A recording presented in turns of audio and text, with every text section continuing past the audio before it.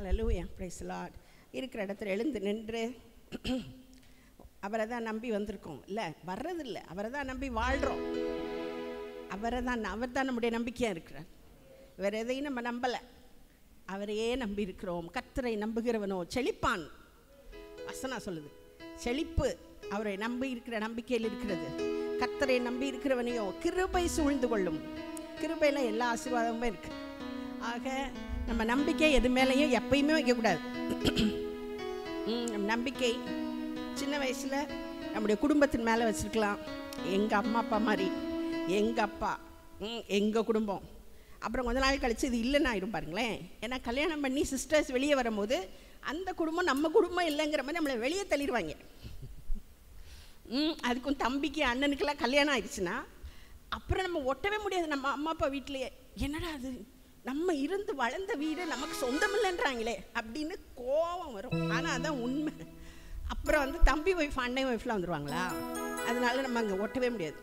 அப்புறம் இங்கே பார்த்தா இங்கே நீ நேற்று வந்த அப்படின்னு இங்கே ஒரு பெரிய கூட்டம் நம்மளை சொல்லிகிட்டு இருக்கும். ஆக இங்கேயும் ஓட்ட முடியாது. அப்புறம் நம்ம பிள்ளைகளை தான் நினைப்போம், ஆஹா என் மகன் இருக்கான், என் மகா இருக்கான். அவங்க ஒரு காலம் வரைக்கும் இருப்பாங்க, அன்பு காட்டுவாங்க. அப்புறம் பார்த்தா அவங்களுக்கு கல்யாணம் ஆயிரும். அப்புறம் பார்த்தா அவங்களையும் நம்ப முடியாதுன்னு தெரிஞ்சிடும்.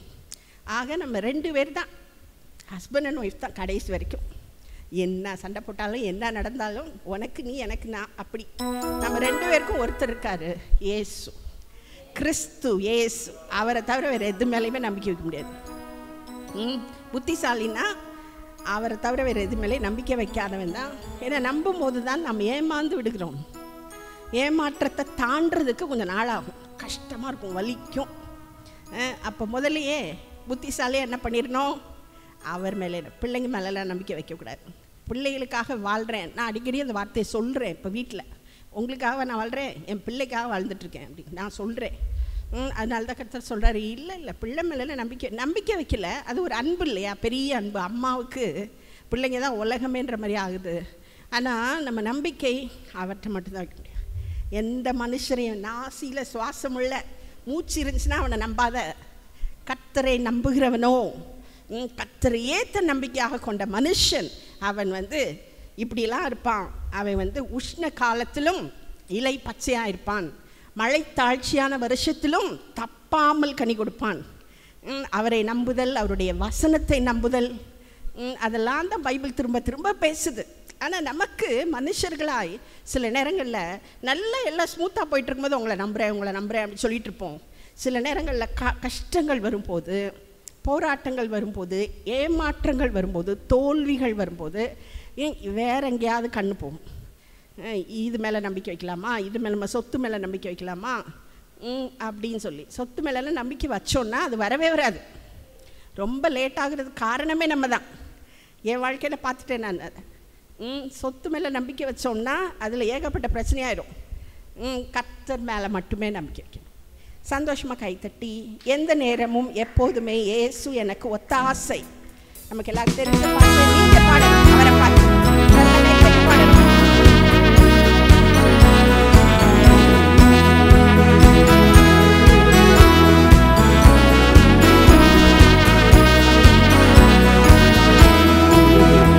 எந்த நேரமும் எப்போதுமே இயேசு எனக்கு ஒத்தாசை.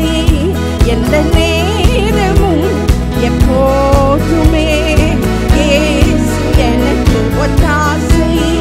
இயேசுராஜனை ஸ்தோத்தரிப்பேன், இந்த ஏழையின் ஜெபம் கேட்டார். இயேசுராஜனை ஸ்தோத்தரிப்பேன், இந்த ஏழையின் ஜெபம் கேட்டார். எந்த நேரமும் எப்போதுமே இயேசு எனக்கு. நல்ல கைத்தட்டி, சின்ன பிள்ளைங்க கைத்தட்டி.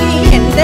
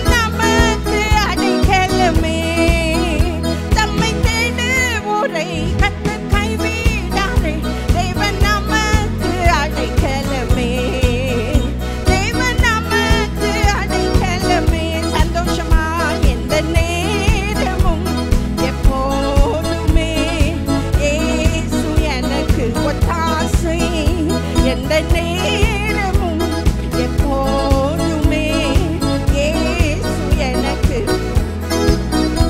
ஒவ்வொரு ஆண்டு முழுவதும் எவ்வளவோ அற்புதம் செய்தார். ஒவ்வொரு ஆண்டு முழுவதும் எவ்வளவோ அற்புதம் செய்தார்.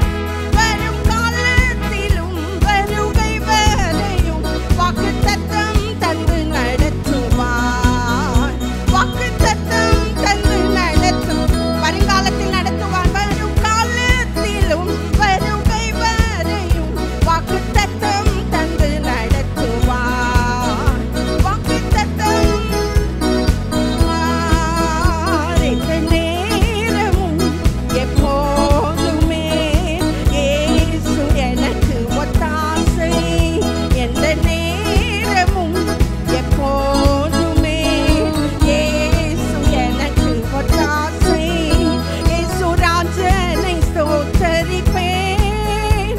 இந்த ஏழையின் ஜெபம் கேட்டார். இயேசு ராஜனை ஸ்தோத்தரிக்கிறோம் அப்பா. இந்த ஏழையின் ஜெபம் கேட்டார்.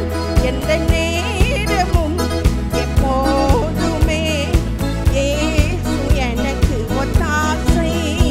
எந்த நேரமும் எப்போதுமே இயேசு எனக்கு ஒத்தாசை. ஹல்லேலூயா. ஒத்தாசையா இருந்தாரா உங்களுக்கு? இத்தனை வருஷங்கள்ல எத்தனையோ தடவை நம்ம தனியாக நின்றுருக்கோம் ஒத்தாசையே இல்லாமல். அப்போ அவர் ஒத்தாசை செய்து அந்த சூழ்நிலைகளை தாண்டி வர பண்ணியிருக்கிறார். கரத்தை பிடித்து நம்மை நடத்தி இருக்கிறார். நடத்துவார். இனிமேலும் சுமந்திருக்கிறார். இனிமேலும் சுமப்பார். முதிர் வயது வரைக்கும் நம்ம ஏந்துவார், தாங்குவார், சுமப்பார், தப்புவிப்பார். கர்த்தர் நல்லவர், துதியுங்கள், அவர் கிருபை என்றும் உள்ளது. அல்லேலூயா பாட்டு மகிழ்ந்து பாடு, புகழ்ந்து பாடு. எல்லாரும் தெரிஞ்ச பாட்டு, நீங்கள் தான் பாடணும். இந்த பாட்டில் ஒரு விசேஷம் என்னென்னா, பொதுவாகவே பழைய ஏற்பாட்டில் சங்கீதக்காரன் தாவீதும் மற்றவங்களும் எழுதுகிறப்போ அவங்களுக்கு கஷ்டங்கள் வந்தாலே அவங்க என்ன செய்வாங்கன்னா, எகிப்திலேருந்து எங்களை கொண்டு வந்தீங்களே அங்கே போயிடுவாங்க. பழைய காரியத்துக்கு போய் நன்றி, பார்வோனை மூழ்கடிச்சிங்களே நன்றி, யோர்தான பிளந்தீங்களே நன்றி, மன்னா கொடுத்தீங்களே நன்றி, காடை கொடுத்தீங்களே நன்றி, தண்ணி கொடுத்தீங்களே நன்றி, ராஜாக்களை முறியடிச்சிங்களே, சுதந்திரிக்க வச்சிங்களே நன்றி நன்றின்னு சொல்லிட்டே இருப்பாங்க. அப்படிதான், அதுதான் ஃபார்முலா. இப்போ இருக்க பிரச்சனைக்கு நம்ம என்ன செய்யணும்? பழசுக்கு நன்றி சொல்லணும். முந்தி எங்களுக்கு செஞ்சீங்களே, எங்கள் பிள்ளைக்கு செஞ்சீங்களே, சுகம் இல்லாமல் என் பிள்ளை ஆஸ்பத்திரியில் இருந்தப்போ உதவி செஞ்சீங்களே, எத்தனை தடவை உதவி செஞ்சு நன்றி சொல்லும்போது இது இப்போ இருக்கிற இந்த பிரச்சனை, இப்போ நம்ம அழுத்துகிற இந்த கடன், இந்த பணப்பிரச்சனை எல்லாத்தையும் தாண்டுவோம் பாருங்களேன். அதான் வழி. அதனால் அந்த பாட்டில் முழுக்க அதுதான் இருக்குது. தாழ்வில் நினைத்தவரை துதியுங்கள். சந்தோஷமாக பாடணும். நீங்கள் பாடணும். நல்லவர்னு சொல்லும் போது வைத்துக்குள்ளேன்னு சொல்லணும். கர்த்தர் நல்லவர், அவர் கிருபை என்றும் உள்ளது. அதுதான் பழைய ஏற்பாட்டில் உள்ள எல்லா யுத்தங்களையும் அவர்கள் ஜெயிக்க காரணமே அந்த வார்த்தை தான். அதை புரிஞ்சு சொன்னாங்களோ புரியாமல் சொன்னாங்களோ, ஆனால் இப்போ தான் தெரியுது இதில் எவ்வளோ அர்த்தம் இருக்குது. கர்த்தர் நல்லவர், அவர் கிருபை என்றும் உள்ளது என்று சொல்லி துதித்தார்கள். சந்தோஷமாக கைத்தட்டி அந்த பாட்டு பாடலாம்.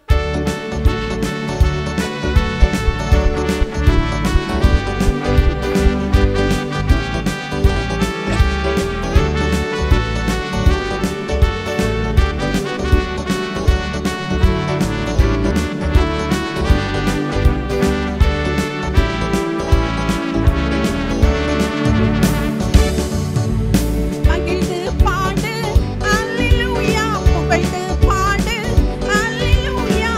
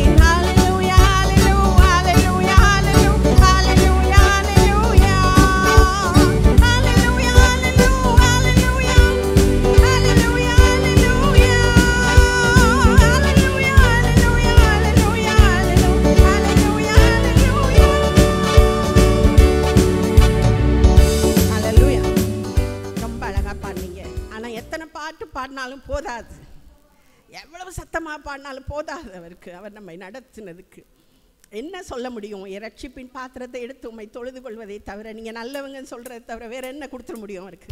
அவர் கொடுத்ததானே எல்லாமே நம்மகிட்ட இருக்குது. நம்மகிட்ட இருக்கிறது ஏதாவது நமக்கு சொந்தமானதா? நம்ம படிப்பு, நம்ம இந்த குடும்பத்தில் பிறந்தோங்கிற பெருமை நம்மகிட்டே இருக்குது. நம்மளா டிசைட் பண்ணி அந்த குடும்பத்தில் பிறந்தோம். எல்லாமே அவர் கொடுத்தது. நம்ம பிள்ளைகள் அவர் கொடுத்தது, பிள்ளைகளுக்கான வேலைகள் அவர் கொடுத்தது, பிள்ளைகளுக்கான படிப்பு அவர் கொடுத்தது, பிள்ளைகளை இது நாள் வரை பாதுகாத்து நடத்தி வருகிறது அவர் செய்தது. சந்தோஷமாக கைத்தட்டி இயேசு ராஜா வந்திருக்கிறார், எல்லோரும் கொண்டாடுவோம். இங்கே வந்திருக்கிறாரா? அவரை உணர முடியுதா? அவரை பார்க்க முடியுதா உங்களால்? அதுக்கு தான் இங்கே வர்றோம். நம்ம சபைக்கு எதுக்கு வர்றோம்? அவரை பார்க்குறதுக்கும், அவரை ஆராதிக்கிறதுக்கும், நன்றி சொல்கிறதுக்கும், அவரை பற்றி பேசுகிறத கேட்குறதுக்கும், இன்னும் அவரை அறிகிறதுக்கும் தான் வர்றோம். அதனால் அவரை பார்த்து பாடணும். நீங்கள் வந்திருக்கிறது எனக்கு ரொம்ப சந்தோஷம். இன்றைக்கி என்ன குறைகளோடு வந்திருந்தாலும், இன்றைக்கி என்ன வேண்டுதலோடு நீங்கள் வந்திருந்தாலும் உங்களுக்கு பதில் கொடுக்கிறவராய் வந்திருக்கிறார் அவர். சந்தோஷமாக நமக்கு எல்லாருக்கும் தெரிஞ்ச பாட்டு கொண்டாடுவோம், கொண்டாடி பாடலாம்.